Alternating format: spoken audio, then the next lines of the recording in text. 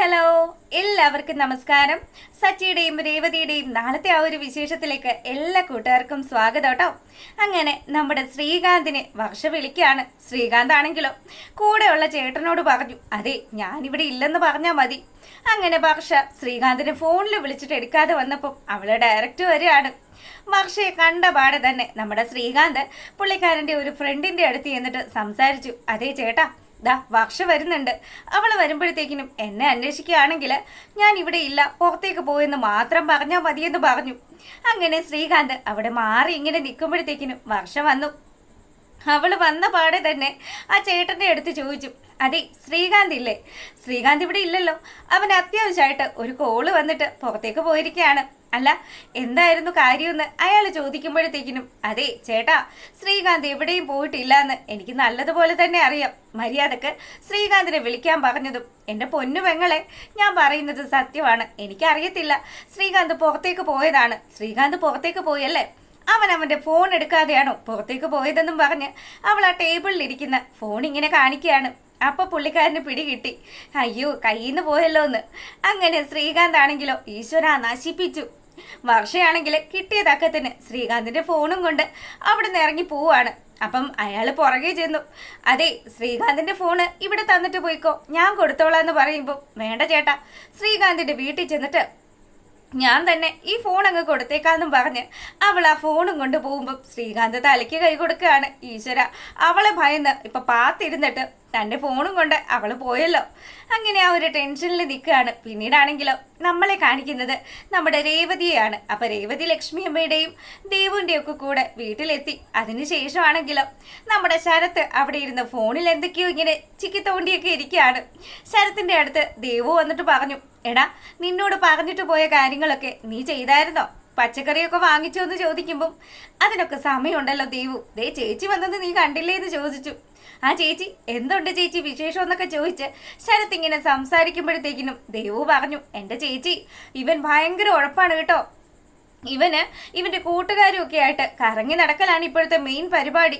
അമ്മ രാവിലെ ഇവനോട് പച്ചക്കറിയൊക്കെ വാങ്ങാൻ പറഞ്ഞതാണ്, എന്നിട്ടും അവൻ അതൊന്നും വാങ്ങിക്കാതെ ഇവിടെ ഫോണിൽ തോണ്ടിക്കൊണ്ടിരിക്കുകയാണ്. രേവതി പറഞ്ഞു, മോനെ ശരത്തെ, എടാ അമ്മ എന്തോരം കഷ്ടപ്പെട്ടാണ് നമ്മളെ വളർത്തുന്നത്. അതുകൊണ്ട് അമ്മയ്ക്ക് വേണ്ടിയിട്ട് നീ സഹായമൊക്കെ ചെയ്യണമെന്ന് പറഞ്ഞു. നീ നന്നായിട്ട് പഠിക്കണം, പഠിച്ച് നിനക്ക് നല്ലൊരു ജോലി കിട്ടണം. ഇതൊക്കെ അല്ലേടാ നമ്മുടെ അച്ഛൻ്റെ ഒക്കെ ആഗ്രഹം. അങ്ങനെയൊക്കെ പറയുമ്പം, ചേച്ചി ഞാൻ പഠിക്കുന്നൊക്കെയുണ്ട്, ഇവൾക്ക് ചുമ്മാ വേറെ പണിയൊന്നും ഇല്ലാഞ്ഞിട്ട് അവൾ വെറുതെയൊക്കെ പറയുന്നതാന്നും പറഞ്ഞ് നമ്മുടെ ശരത്താണെങ്കിൽ ഇങ്ങനെ സംസാരിച്ചു. പിന്നീടാണെങ്കിലോ രേവതി നേരെ അവളുടെ അച്ഛൻ്റെ ആ ഒരു ഫോട്ടോയുടെ അടുത്തേക്ക് ചെന്നിട്ട് അവിടെ തിരിയൊക്കെ ഇങ്ങനെ കൊളുത്തി പ്രാർത്ഥിച്ചു. അച്ഛൻ്റെ ആത്മാവിന് അവളുമായിട്ട് അത്ര കണ്ട് ആത്മബന്ധം ഉണ്ടല്ലോ. അങ്ങനെ അവൾ പ്രാർത്ഥിച്ചുകൊണ്ടൊക്കെ അവിടെ നിൽക്കുമ്പോഴത്തേക്കിനും ലക്ഷ്മിയമ്മ പറഞ്ഞു, അതേ ദേവു, വേഗം പോയി അവൾക്ക് ചായ ഉണ്ടാക്കി കൊണ്ടുപോവാ. ദേ മോളെ, നീ ഇവിടെ വന്നേ, എനിക്ക് നിന്നോട് കുറച്ച് കാര്യങ്ങളൊക്കെ ചോദിക്കാനുണ്ടെന്നും പറഞ്ഞ് നമ്മുടെ രേവതിയെ അവിടെ പിടിച്ച് നമ്മുടെ ലക്ഷ്മിയമ്മ മടിയിൽ കിടത്തുകയാണ്. അപ്പം രേവതി പറഞ്ഞു, എന്താ അമ്മേ, അമ്മയ്ക്ക് എന്താ എന്നോട് ചോദിക്കാനുള്ളത്? അതെ മോളെ, ഇപ്പൊ അമ്മയ്ക്ക് ഒരുപാട് സന്തോഷമുണ്ടടി. നീ കഴിഞ്ഞ ദിവസം വിളിച്ച് സച്ചിയുടെയും നിന്റെയും കാര്യങ്ങളൊക്കെ പറഞ്ഞല്ലോ. ഇപ്പതാ നിങ്ങൾ ഇനി ചിന്തിക്കേണ്ടത് നിങ്ങൾക്കൊരു കുഞ്ഞിന് വേണം. ആ ഒരു കുഞ്ഞിന്റെ കാര്യങ്ങളൊക്കെയാണ് നിങ്ങൾ ചിന്തിക്കേണ്ടത് എന്നൊക്കെ ലക്ഷ്മി അമ്മ ഇങ്ങനെ ഉപദേശിച്ചുകൊണ്ടിരിക്കുമ്പോൾ ദേവു വരികയാണ്. ദേവു വന്നിട്ട് പറഞ്ഞു, ചേച്ചി ഒരു കാര്യങ്ങളും വെച്ച് താമസിപ്പിക്കണ്ട കേട്ടോ, കാര്യങ്ങളൊക്കെ ചടപടയെന്ന് നടന്നോട്ടെ എന്ന് പറഞ്ഞതും ലക്ഷ്മിയമ്മയാണെങ്കിൽ, ഇടി കാന്താരി നീ എന്തൊക്കെ ഈ പറയുന്നതെന്ന് ചോദിച്ചിട്ട് ദേവുവിനെ തല്ലാൻ കഴിയുകയാണ്. അപ്പൊ ദേവു പറഞ്ഞു, അമ്മ ഇത് പറയാനാണോ ചേച്ചിയെ തനിച്ച് നിർത്തിയത്? എൻ്റെ ചേച്ചി എങ്ങനെ ആ വീട്ടിൽ സഹിച്ച് ജീവിക്കുന്നു? സമ്മതിക്കണം കേട്ടോ, ചേച്ചിയുടെ അമ്മായിയമ്മ ഒരു ഒന്നൊന്നര മുതലാണെന്നൊക്കെ പറഞ്ഞു. അപ്പൊ രേവതി പറഞ്ഞു, എനിക്കറിയില്ല ദേവു, ഇന്ന് രാവിലെ മുതൽ എന്നെ കൊണ്ട് ഭയങ്കര പണിയെടുപ്പിക്കലായിരുന്നു. അതും ഒരു ജോലി ചെയ്ത് കഴിയുമ്പം അടുത്ത ജോലി പെട്ടെന്ന് തന്നെ പറയും. അങ്ങനെ ലക്ഷ്മിയമ്മ പറഞ്ഞു, എന്തായാലും അവിടുന്ന് കുറച്ച് ദിവസം ഇവിടെ നിൽക്കാൻ പറ്റുമല്ലോ. പിന്നെ മോള് പോകുന്നതിൽ സച്ചിക്ക് നല്ല സങ്കടമൊക്കെ ഉണ്ടെന്നും ലക്ഷ്മി ഇങ്ങനെ പറയുമ്പം രേവതി പറഞ്ഞു, അതെനിക്ക് തോന്നിയായിരുന്നു അമ്മയെന്ന്. അങ്ങനെ ഇവരിങ്ങനെ വർത്തമാനമൊക്കെ പറഞ്ഞുകൊണ്ടിരിക്കുമ്പോഴാണെങ്കിലോ നമ്മളെ കാണിക്കുന്നത് നമ്മുടെ ശ്രുതിയെ ആരതി ഒഴിയുന്ന ചന്ദ്രമതിയാണ്. അപ്പൊ ചന്ദ്രയാണെങ്കിൽ രേവതിയുടെ വീട്ടിൽ നിന്ന് വന്ന ആൾക്കാരും രേവതിക്കും ഒക്കെ ഭയങ്കര കണ്ണാണ്. എൻ്റെ മോളെ, നിന്നെ കണ്ണ് വെച്ച് അവറ്റകൾ കൊന്നു കാണും. എന്തായാലും എൻ്റെ മോള് ഇങ്ങോട്ട് നീങ്ങി നിൽക്ക്, അമ്മയൊന്ന് ആരതി ഒഴിയട്ടെ എന്നും പറഞ്ഞ് ശ്രുതിയെ മൊത്തത്തിൽ അങ്ങ് സ്കാൻ ചെയ്യുന്നത് പോലെ ആരതി ഒഴിഞ്ഞെടുക്കുകയാണ്. അപ്പോൾ ഉടനെ തന്നെ ശ്രുതി പറഞ്ഞു, ആ രേവതിയുടെ അമ്മയുണ്ടല്ലോ ആന്റി, അവര് ഭയങ്കര ഓവറാണല്ലേ, അവര് എന്നെ അവരുടെ വീട്ടിലേക്ക് ക്ഷണിച്ചിരിക്കുകയാണ്, പിന്നെ അവരുടെ വീട്ടിലേക്കൊന്നും പോവാൻ എനിക്ക് പറ്റില്ല എന്ന് പറഞ്ഞു. അപ്പൊ ചന്ദ്ര പറഞ്ഞു, എടി മോളെ, അവളുടെ വിചാരം അവളുടെ വീട് എന്തോ ഒരു വലിയ കൊട്ടാരമാണെന്നാണ്. നമുക്കല്ലേ അറിയാവുള്ളൂ, ഒരു ഗതിയും പരഗതിയും ഇല്ലാത്തൊരു കൂട്ടരാണ്. അവിടെ നിന്നും ഒരു പെണ്ണ് നമ്മുടെ വീട്ടിലേക്ക് വന്നു എന്ന് പറഞ്ഞാണ് ഇവറ്റകൾ ഈ ബന്ധമൊക്കെ സ്ഥാപിക്കുന്നത്. എന്തായാലും ഇനി ഒരു മാസത്തേക്ക് ആ നാശത്തിനെ കാണണ്ടല്ലോ. അപ്പൊ ഉടനെ തന്നെ നമ്മുടെ ചന്ദ്രമതി പറഞ്ഞു, ദേ മോളെ, അമ്മ ഉപ്പുമാവൊക്കെ ഉണ്ടാക്കി വെച്ചിട്ടുണ്ട്, വാ വന്ന് കഴിക്കെന്നൊക്കെ പറഞ്ഞു. ചന്ദ്രമതി ഉണ്ടാക്കുന്ന ഉപ്പുമാവിനെ കുറിച്ച് ആലോചിക്കുമ്പോഴത്തേക്കിനും ശ്രുതിക്കും ഒക്കെ സങ്കടം വന്നു. അങ്ങനെ ഇവരതൊക്കെ കഴിക്കാൻ തുടങ്ങുമ്പോഴത്തേക്കിനും നമ്മളെ കാണിക്കുന്നത് സച്ചിയാണ്. സച്ചിത പുറത്തൊക്കെ പോയിട്ട് പുള്ളിക്കാരൻ തിരികെ വരികയാണ്. രേവതി എന്ന് വിളിച്ചുകൊണ്ടാണ് ആശാന്റെ വരവ്. അങ്ങനെ എടാ മോനെ, ഇവിടെ രേവതിയൊന്നും ഇല്ല, ഇങ്ങ് കയറി വാന്നും പറഞ്ഞ് രവി നമ്മുടെ സച്ചിയെ സ്വീകരിച്ചു. എന്നിട്ട് പറഞ്ഞു, എടാ മോനെ, നീ ഭക്ഷണമൊന്നും കഴിച്ചിട്ടില്ലല്ലോ. ആ കഴിക്കണോ അച്ഛാ, ദേ അമ്മ ഉപ്പുമാവ് ഉണ്ടാക്കി വെച്ചിട്ടുണ്ടെന്ന് പറയുമ്പോൾ ഉപ്പുമാവോ, ഈശ്വര, ഇനി അതൊക്കെ എങ്ങനെ കഴിക്കാനാണ്, അമ്മ ഉണ്ടാക്കിയതല്ലേ അച്ഛാ, അച്ഛൻ കഴിച്ചോ എന്ന് ചോദിക്കുകയാണ് സച്ചി. അപ്പോൾ ഉടനെ തന്നെ രവി പറഞ്ഞു, എടാ നീ കല്യാണത്തിന് മുന്നേ ചന്ദ്രമതി ഉണ്ടാക്കുന്നത് തന്നെയല്ലേ കഴിച്ചുകൊണ്ടിരുന്നത്.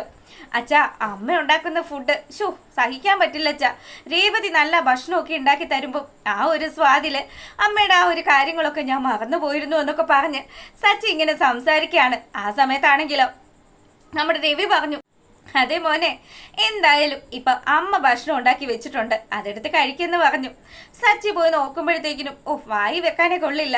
ആ ഉപ്പുമാവൊക്കെ അവിടെ ഇട്ടിട്ട് അവനാണെങ്കിലോ റൂമിൽ പോയി ഇങ്ങനെ കിടക്കുകയാണ്. അപ്പൊ ആ സമയത്തും നമ്മുടെ രേവതിയുമായിട്ട് ആ റൂമിലിരുന്ന കാര്യങ്ങളൊക്കെ സച്ചി ഇങ്ങനെ ആലോചിച്ചു.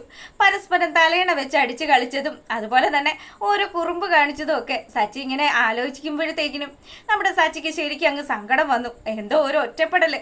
സച്ചി അങ്ങനെ ആ ഒരു റൂമിൽ നിന്ന് ഇറങ്ങി നേരെ ടെറസിലേക്ക് പോവാണ്. അവിടെ ചെല്ലുമ്പോഴാണെങ്കിലും ശ്രീകാന്ത് സങ്കടക്കടലും ഒക്കെ ആയിട്ട് ഇരിക്കുന്നു. ശ്രീകാന്തിന്റെ അടുത്ത് ചെന്നതും ശ്രീയോട് ചോദിച്ചു, എന്താടാ റേഞ്ച് തപ്പി മേളിലേക്ക് വന്നതാണോ? അതൊന്നും അല്ല ഏട്ടാ, ഇനിയിപ്പോ ഞാൻ ആ റേഞ്ചിന്റെ പിന്നാലെ പോവാൻ ഉദ്ദേശിക്കുന്നൊന്നുമില്ല, അതെ പണി കിട്ടും. വർഷയുടെ കാര്യമൊക്കെയാണ് നമ്മുടെ ശ്രീകാന്ത് പറയുന്നത്.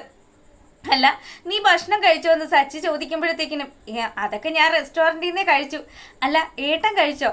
ഇല്ലടാ, ഞാൻ കഴിച്ചില്ല, അമ്മ ഉണ്ടാക്കിയ ഉപ്പുമാവ് ഒരു വകയ്ക്കും കൊള്ളില്ലടാന്നൊക്കെ പറഞ്ഞ് സച്ചി നമ്മുടെ ശ്രീകാന്തിന്റെ അടുത്തിരുന്ന് സംസാരിക്കും. ഏട്ടത്തി ശരിക്കും മിസ് ചെയ്യുന്നുണ്ടല്ലേ? ഉണ്ടടാ, ശരിക്കും മിസ് ചെയ്യുന്നുണ്ട്. അവൾ എൻ്റെ അടുത്തുണ്ടായിരുന്ന സമയത്ത് അവൾക്ക് ഇത്ര കണ്ടും പ്രാധാന്യം ഉണ്ടെന്ന് ഞാൻ അറിഞ്ഞില്ല. ഇപ്പതാ അവൾ എൻ്റെ അടുത്ത് നിന്ന് പോയപ്പോഴത്തേക്കിനും എനിക്ക് സഹിക്കാനേ പറ്റുന്നില്ല എന്നും പറഞ്ഞ് സച്ചിയുടെ മനസ്സിലുള്ള രേവതിയോടുള്ള ആ ഒരു സ്നേഹം മുഴുവനും നമ്മുടെ ശ്രീകാന്തിനോട് തുറന്നു പറയുന്നത് കാണിച്ചുകൊണ്ടാണ് നാളത്തെ ആ ഒരു പ്രമോ വിശേഷം അവസാനിക്കുന്നത്. അപ്പൊ അതാ ഇനി അങ്ങോട്ട് വരുമ്പോൾ നല്ല നല്ല ട്വിസ്റ്റുകളായിട്ടാണ് കഥയൊക്കെ പോകുന്നത്. നിങ്ങൾക്ക് വീഡിയോ ഇഷ്ടപ്പെട്ടിട്ടുണ്ടെങ്കിൽ ലൈക്ക് ചെയ്യാനും കമന്റ് ചെയ്യാനും ഒന്നും മറക്കരുത് കേട്ടോ. എല്ലാവർക്കും നല്ലൊരു രാത്രിയൊക്കെ ആശംസിച്ചുകൊണ്ട് വീഡിയോ വൈൻഡപ്പ് ചെയ്യാണ്. അപ്പോൾ ഓക്കെ, ഗുഡ് നൈറ്റ്.